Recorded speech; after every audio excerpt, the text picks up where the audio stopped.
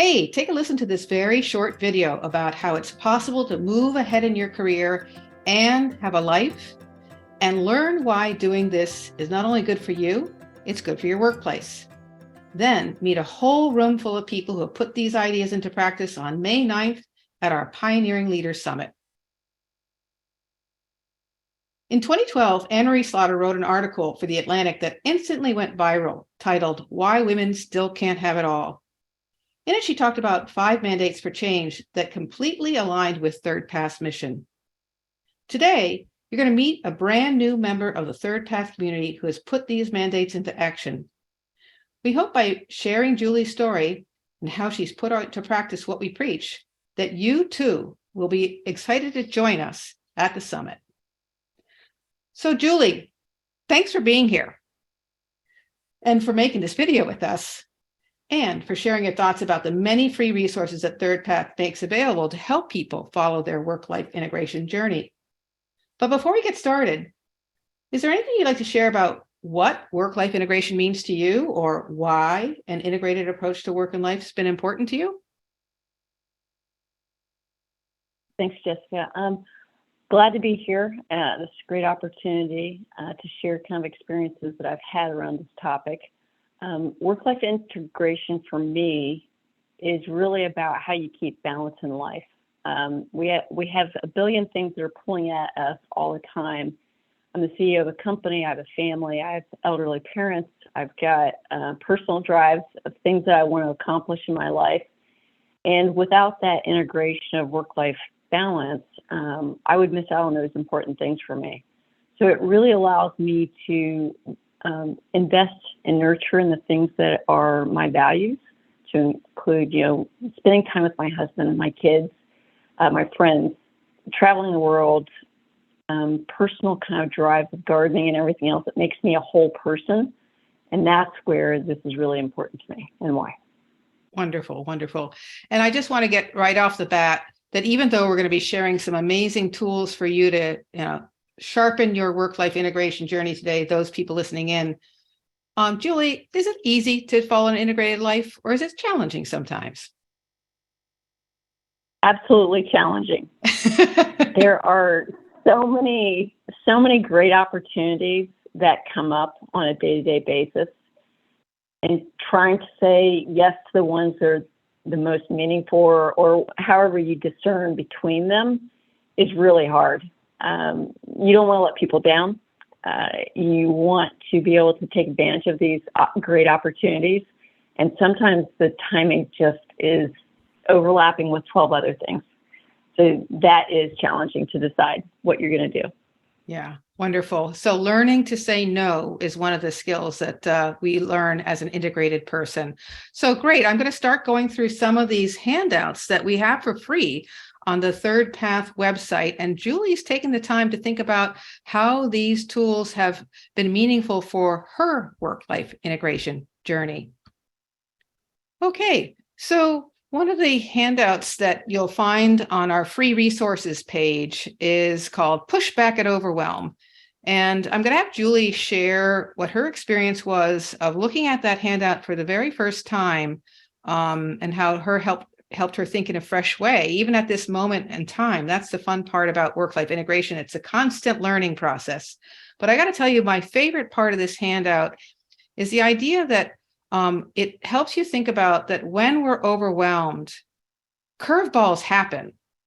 But when we're overwhelmed, our ability to handle the latest curveball diminishes. And it's always a good reminder when I see this handout that that's just still a truth in my life today, as it was at every other point in my integrated career. How about for you, Julie? When you took a look at this Push Back at Overwhelm, what were some thoughts that came to your mind? Well, I appreciated the exercise of looking at the worksheet that's on the left of this. When you go through it and you actually ask yourself these questions, it's not always a fixed answer. And the fact that you may not even be aware that you have set yourself up for being overwhelmed. And when you go through this exercise, it kind of brings that awareness of going, oh, this is where I am.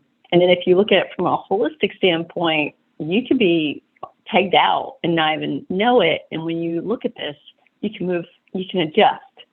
And then you can bring that kind of overwhelmness down because you start to reevaluate what you're doing. Yeah. Because I totally agree. If you're overwhelmed and somebody adds something on your plate one day, you're probably not the nicest person to respond. Yeah. So yeah, you definitely want to do that. Yeah. So what Julie's helping us think about is that we really are looking at some of the how do you put work-life integration into practice. Soon we're going to talk about the why we put integration into practice. And this particular boundary is this particular one is one we added to Anne-Marie Slaughter's list. It's the idea of setting triple win boundaries. The idea that you're going to think about how to set a boundary that's good for you, good for getting your work done. And here's the third one, good for the people you work with, your clients and colleagues. And so this overwhelm list helps us think in a new, fresh way that when we get smart about boundary setting, it can actually improve how we get our work done. So another handout you'll find as a free resource is something that helps everybody understand different jobs have different kinds of flexibility. So you might have a job where an organization where everybody can work remotely in your organization, and it was a non-issue when the pandemic came along because you'd already figured it out, or you might be new to people figuring out that you can work remotely. And this is one example of how jobs can be flexed. And sometimes within organizations, there might be different ways different jobs can be flexed. The value of an integrated leader is to learn to look for the flexibility for every type of job. Julie, you had a great story about how you guys were on site and then became more remote. What happened there? So we're a professional services firm, and we travel all over the place. We do a lot of consulting, but I was running into the problem that nobody wanted to be in the office. And then the location of that office was limiting my recruiting capabilities and retention capabilities. And so kind of thinking through it, it became this, well, I've been a remote worker most of my career. Why can't I set that policy for the company? We did that. Retention, recruitment, all benefited. The staff's ability to have flex schedules and everything else benefited. So it's really kind of set the culture for the company of working through flexibility in the space that we are in. Wonderful. And what we can hear from Julie's story is you get leaders to think new and positive ways, and they can really set a different kind of culture for everybody. Wonderful. So this is dipping into the whole concept of why do you want to do an integrated life? And this handout is a really great first step around the why, because we could all let work and life take over our days and weeks and months. Or we can think a little bit about where we are in this moment in time, and do we actually have enough breathing room to then say, is there something else really important to me that I want to make time for? Julie, what did you take away from this handout? Well, when I looked at it, one of the things, because most people think I'm super planned out and organized, and I'm really not. I make an attempt, but I'm married to someone who's a go with the flow. Doesn't like to have a schedule, doesn't like to plan things out. And so when I looked at it, I was like, yeah, plan ahead. But learning that even though that may sound like a plan and an activity that some people don't like to do, really the freedom that comes from creating that structure allows you to have this recharge time, because I have to set time for myself or it won't happen, because the nature of the world is stuff just keeps coming at me. So that was kind of where I was like, yeah, having that structure to set aside time is really important. Yeah, actually, a simple example of that plan ahead to have some relaxed time is the simple act of planning for a vacation. You have to, if you're going to actually go somewhere, you actually have to sit down, think about it, and make that, be able to happen if you really, especially if you want to really disengage from work while you're on vacation. So great. I love this. There's freedom in structure. Love that idea. All right, we're back to thinking about another one of the what is involved with work-life integration. And this was something that Anne-Marie Slaughter's article really talked about, is that we need to redefine the arc of a successful career. And we need to basically say, hey, people come to the workplace now with work responsibilities and life responsibilities.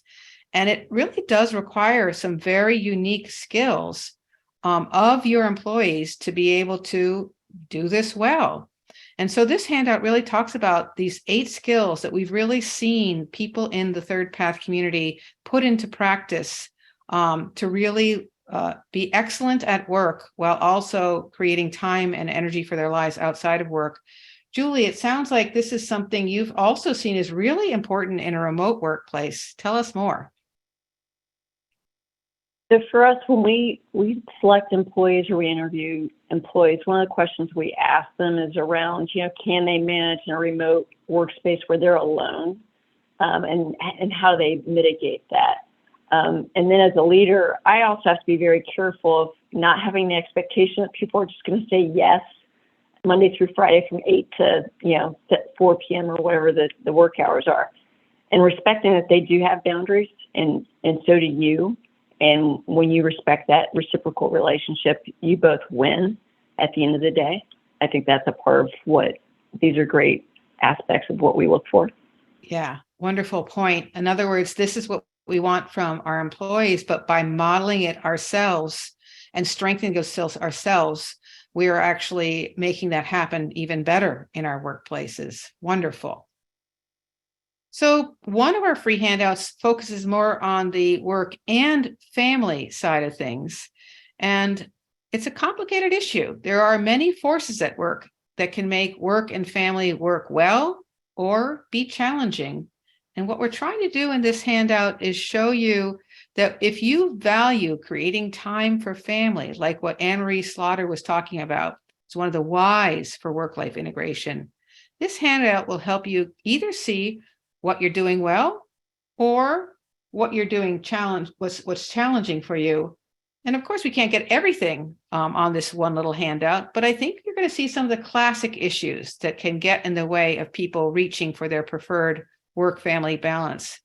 Julie and her partner both have done a great job of really sharing care. So when she looked at this handout, she could see what was helping her create a shared care solution. Julie, what stuck out for you when you looked at this handout?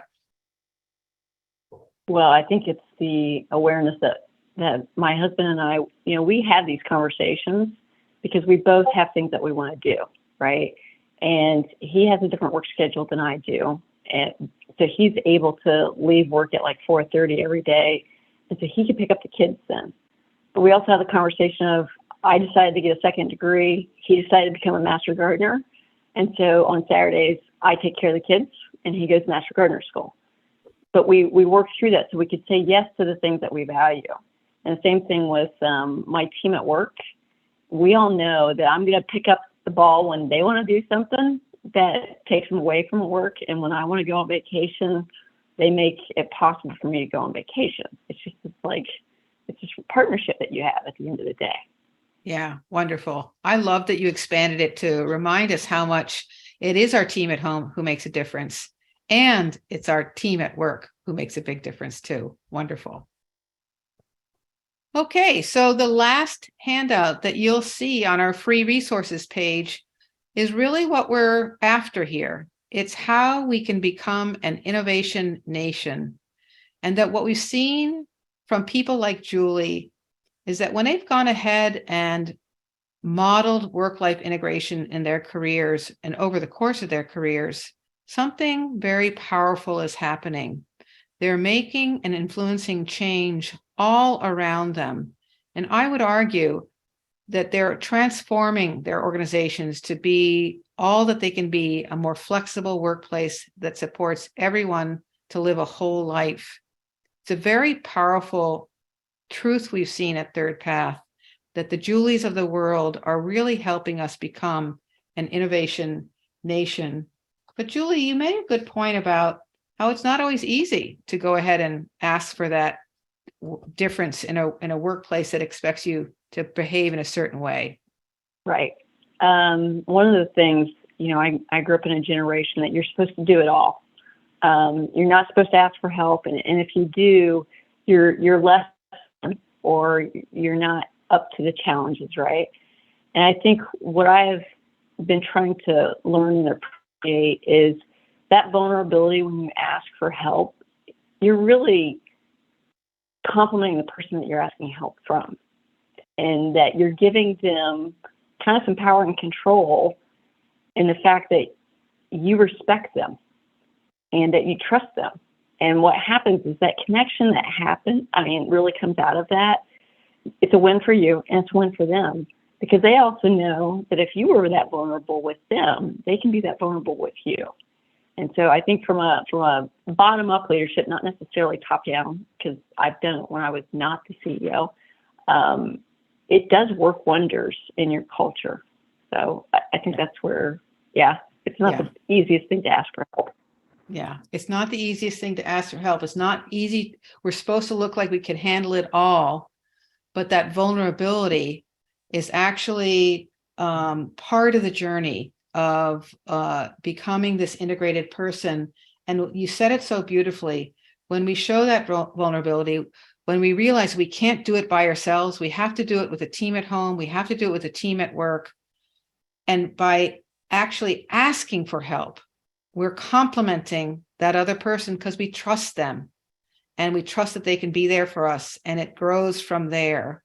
So it really is transformative. We go from this place where we think everybody can get it all done and look competent all the time to a place where we can be our true selves, be supportive of each other, and really create a workplace that lets us be whole people, because we're modeling that in our lives too. Any last words you want to share, Julie, before I wrap this up?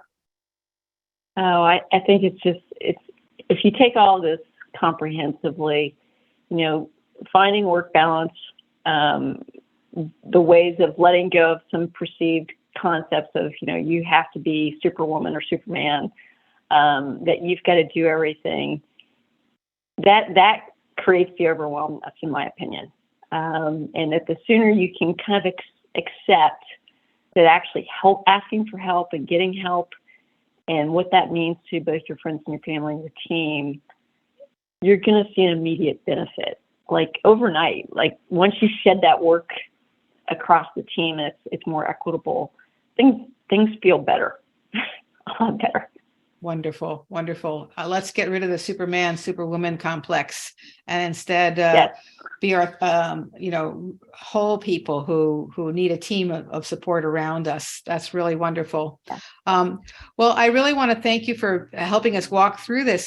Someone who's brand new to the Third Path community, letting us know that you can live an integrated life. You can join this event on May 9th to help you meet a whole community of people doing what Julie's been talking about with me today. You can find this right mix of work-life balance where you have time for work, time for life, time to recharge. And at the core of it is really setting some smart boundaries that are good for you, good for your workplace, good for the people you work with. So thanks so much for listening in. And as you can see, our nonprofit has been successfully building a community of role models and change agents. And I want to give a big shout out and thank you to all of our donors and sponsors who are making our work possible.